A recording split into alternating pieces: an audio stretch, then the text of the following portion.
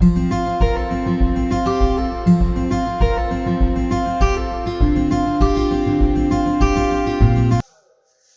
छात्रों, आप सभी का स्वागत है। इस वीडियो में हम कक्षा 9वीं की जो गणित है उसकी प्रश्नावली 1.4 का पहला सवाल है वो हल करेंगे।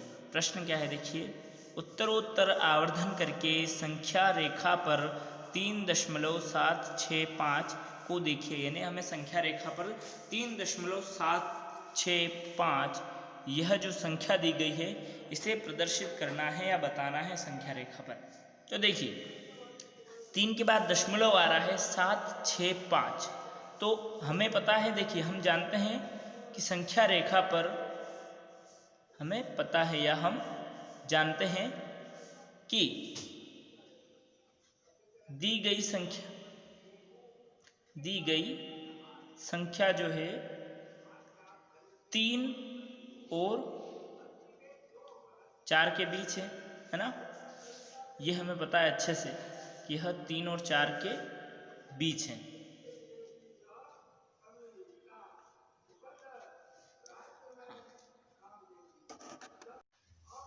तो हम क्या करेंगे, हम संख्या रेखा दर्शाएंगे। तो सबसे पहले हम संख्या रेखा प्रदर्शित करेंगे कहाँ से कहाँ तक, 0 से 0 1 2 3 4 जो है, उसके बाद 5 6 7 8 और 9।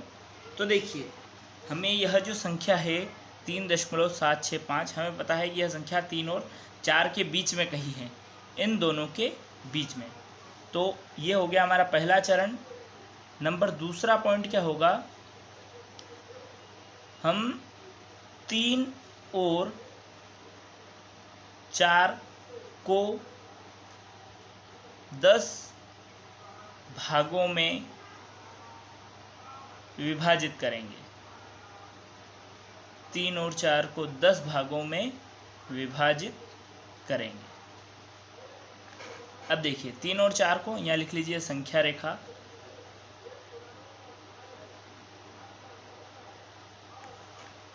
अब इन दोनों की बात हो रही है ना, 3 और 4 को हम 10 बराबर भागों में विभाजित करेंगे। कैसे करेंगे, तो देखिए हमें फिर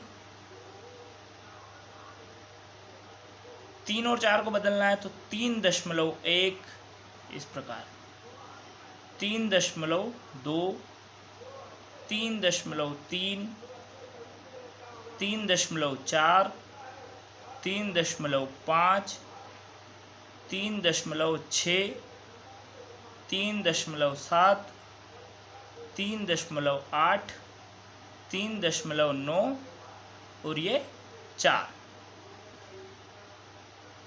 ये हो जाएगी हमारी दूसरी संख्या रेखा। देखिए ध्यान दीजिए, हम सभी जानते हैं कि क्या होता है जब हम किन्हीं दो संख्याओं को, जो बिल्कुल ठीक पहली संख्या के बाद दूसरी संख्या आती है, जैसे 3 और 4, इनके बीच में संख्या को अगर भागों में बांटेंगे तो कैसे करेंगे, दशमलव में ही बांटना पड़ेगा। तो हमने 3 और 4 को बराबर भागों में विभाजित किया है, 3.1 3.2 ऐसे लगा के 4 तक। अब देखिए फिर से हमें संख्या क्या है, 3.765, तो हमें 3.7 लेना है। तो देखिए ये जो संख्या है 3.765, यह कहीं ना कहीं 3.7 और 3.8 के बीच में स्थित है। तो हम फिर से इन दो भागों के अलग अलग टुकड़े करेंगे, 3.7 और 3.8 के। तो क्या करेंगे, 3.7 और 3.8 को 10 भागों में विभाजित करेंगे।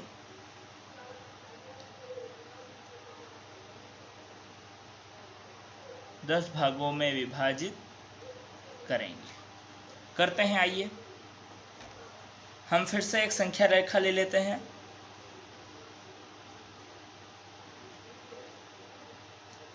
3.7 से लेनी है, तो 3.7 और 3.8 के बीच में किस प्रकार लेंगे, तो फिर 3.71, 3.72, 3.73, 3.74, 3.75, 3.76, 3.77, 3.78, 3.79 और फिर ये 3.8 आ जाएगा, यानी 3.80 आएगा, यानी सिर्फ 8। समझ में आया।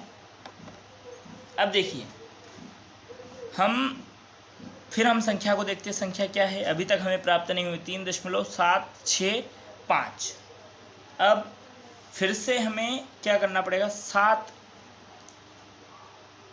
6 और हमें यहाँ चाहिए 5, तो कहीं ना कहीं यह संख्या 7, 6 और 7, 7 के बीच में स्थित है ना।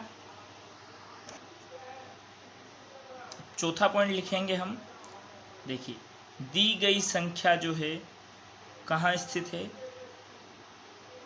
3.76 और 3.77 के बीच में है, बीच स्थित है।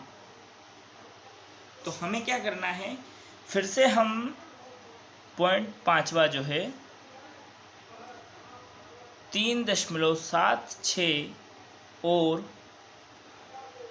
3.77 को 10 भागों में बांटेंगे। फिर से इन्हें 10 भागों में विभाजित करेंगे या बांटेंगे, ठीक है। तो हमें कौन कौन से लेना है, 3.76 और 3.77, इनका विभाजन करना है फिर से।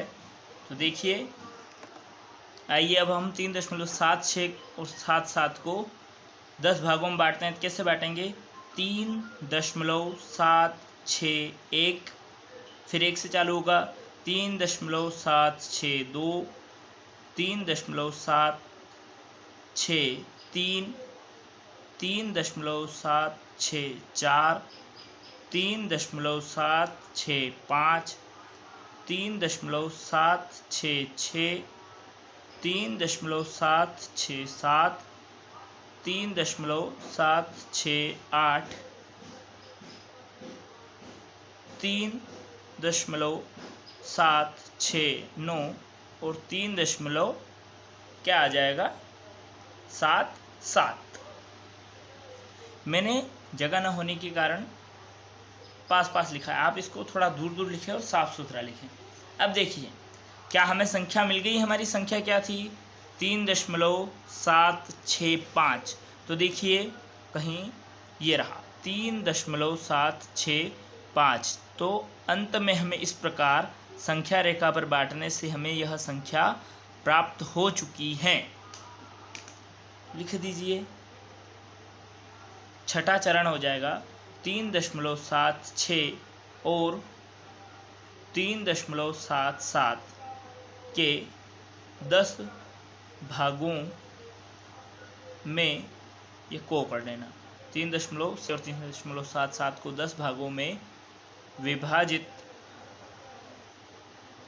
करने पर हमें कौन सी संख्या 3.765 प्राप्त।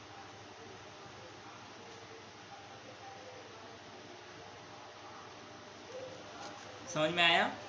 देखिए सवाल को एक बार और समझ लीजिए आप। प्रश्न क्या था, उत्तरोत्तर करके संख्या 3.5 को देखिए या दर्शाइए। तो ये जानना जरूर है कि हमें पता है कि दी गई संख्या 3 और 4 के बीच में है। 3 दशमलव लग रहा है, 3.7, यानी कहीं ना कहीं यह 3 और 4 के बीच स्थित है। तो हम 3 और 4 को 10 भागों में विभाजित करेंगे। उसके पहले हम 1 से 9 तक या 10 तक की संख्याएं लिख लेते हैं, 0, 1, 2, 3, 4, 5, 6, 7, 8, 9, 10।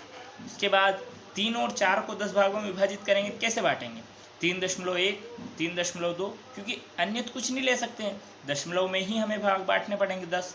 3.1, 3.2, 3.3, ऐसे दशमलव में बांटते बांटते हम 4 तक जाएंगे।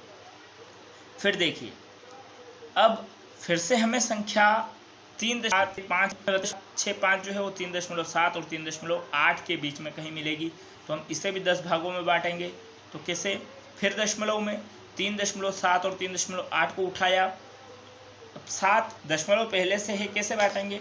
तो फिर हमें वही लेना है, 3.7 लेना है, फिर 1, 3.7, 2, 3.7, 3, 3.7, 4, ऐसे करके 3.8 तक ले जाना है।